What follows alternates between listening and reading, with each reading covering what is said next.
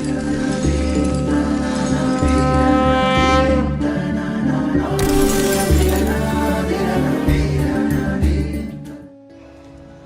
શ્રી સ્વામિનારાયણ વહાલા ભક્તો, ભગવાન સ્વામિનારાયણ દીક્ષિત નંદ સંત જીવન ચરિત્ર પરમહંસ ગાથા ભાગ પહેલો આપણે શ્રવણ કરતા હતા સદગુરુ શ્રી સુખદાતાનંદ સ્વામીનું જીવન કવન.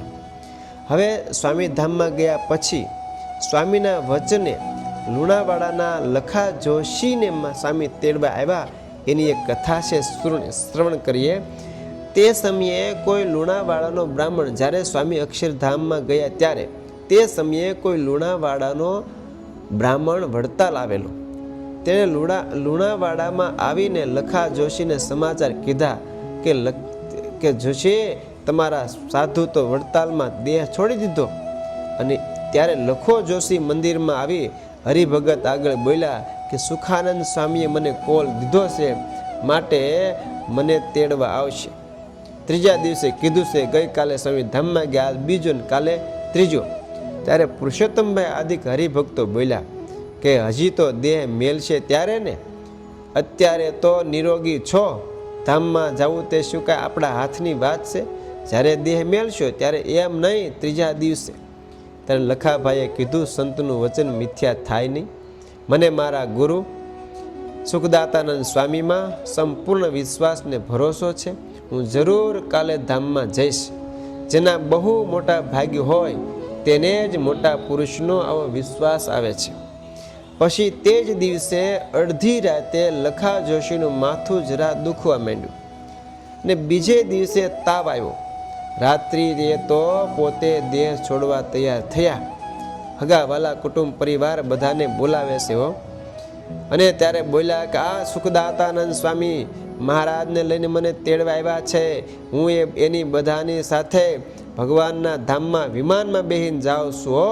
એ બધા ભજન કરજો ને આવા સાધુને અરે હેત રાખજો.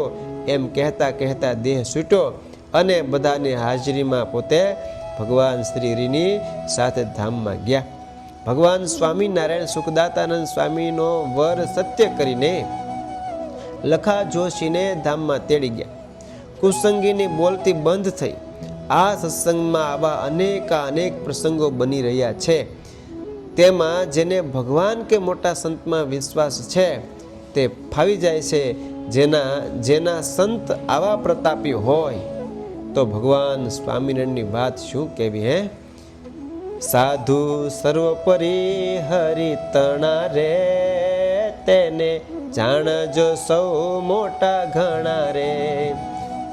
એની વાત છે સર્વેથી નોખી રે, આ વાત જાણજો સહુ ચોખી રે.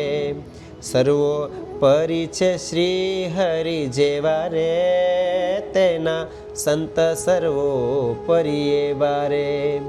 જેમ હરિ કરે જીવ પાર રે, એમ સંત કરે છે ઉદ્ધાર રે. તેથી કહ્યું ગુણાતીતાનંદે રે, મોક્ષ દાતા હરિ સંત બંને રે. એ સાધુ આવે અંતે શ્રીજી લઈને રે, તેડી જાય ધામે ડંકા દઈને રે. આવી રીતે ભગવાન સ્વામિનારાયણ તેડવા આવે એનો સંતોના હૃદયમાં કેપ ને પાવર હોય ને એટલા માટે આ બધી વાતો આપણને કહેતા હોય. જેને ભગવાન સ્વામિનારાયણની ઉપાસના નથી એવા જગતના અન્યની વાત જુદી છે. શ્રીજી મહારાજના ઉપાસક એવા સંતની વાત બહુ ન્યારી છે. આ વાત, આ બંનેમાં આકાશ પાતાળનો ફેર છે ભાઈ. સર્વોપરી પુરુષોત્તમ નારાયણની દીક્ષા જેણે ધારણ કરીએ સાધુ તો બહુ મોટા છે, બહુ મોટા છે. જગતની દૃષ્ટિએ જે હોય તે પણ આ મોક્ષની દૃષ્ટિએ, આધ્યાત્મિક દૃષ્ટિએ, પરમાત્માની દૃષ્ટિએ, ભગવાનના સંતની દૃષ્ટિએ બહુ મોટા છે. અને એવા જો ભગવાન શ્રીના પરમહંસ, એવા જો સંત જો મળી જાય તો પળમાં બેડો પાર થાય હો. માટે સાચા સંતમાં હૈયાનું હેત બાંધવું, આત્મબુદ્ધિ કરવી, તેમની સાથે અંતર એકને મેઘ કરી દેવું, તો વગર પરિશ્રમે પરમાત્મા એવા પુરુષોત્તમ નારાયણ એને પોતાના અક્ષરધામમાં જરૂર તેડી જાય. સહજાનંદ સ્વામી મહારાજની જય.